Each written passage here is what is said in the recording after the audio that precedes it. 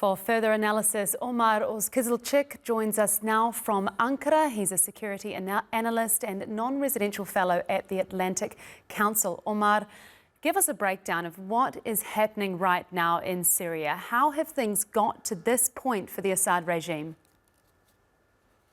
So what we see now is the collapse of the Assad regime, and we see that the totalitarian approach by the Assad regime to not allow its people to express their voice, and that the Russians, Iranians could hold the Assad regime in power as that long and no longer anymore. It was not sustainable.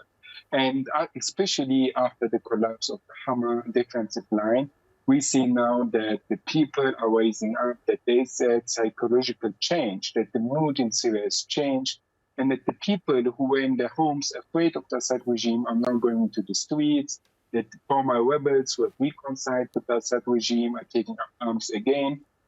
And we see a total collapse of the Assad regime's apparatus in the south of Syria, and in the north of Syria. So the remaining areas the Assad regime is holding is the coastal line at Latakia and Tartus, the heartland of the Assad regime, as it's predominantly populated by the Alawite minority, and Damascus, the capital of Syria. And we have yet to see if the Assad regime will put up a last stand in Damascus, in which he ultimately will fail and the outcome is inevitable.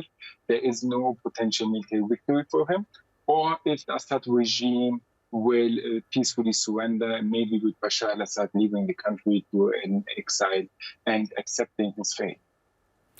Okay, Omer, and what do you think will happen next? I mean, you kind of ran over it there, but are we on the brink of the fall of the Syrian regime? And what will this coalition of sorts of opposition groups look like? What will they do next? And will things be better for the Syrian people? So first of all, it depends entirely on the decision of the Assad regime. If the Assad regime drags this out and the fight continues and we see fighting in Damascus, we will see unnecessary bloodshed and we will see unnecessary tensions between the communities. And especially the Alawite minority will become more vulnerable. So therefore, I hope that the Assad regime will accept the fate and not drag this out.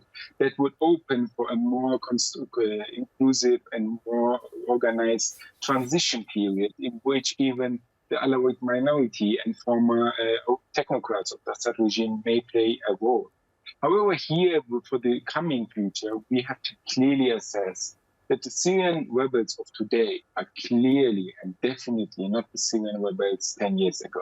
They have learned a lot, they have increased their capability, they have increased their structures, they have increased their administrative capabilities, they have built up institutions, and they are quite capable of providing services. So what now remains to be seen is that after the fall of the Assad regime, which appears more likely than ever before, that the Syrian rebels will be able to extend their control across Syria, and that there will be no successive fights happening. And for that to be ensured, I strongly believe that the international community now needs to play a role in Syria. The international community needs to help make this transition to normalcy as smooth as possible, and needs to help the Syrian opposition to establish a new transitional government and pave the path forward in Syria towards freedom, prosperity, and a stable and secure country.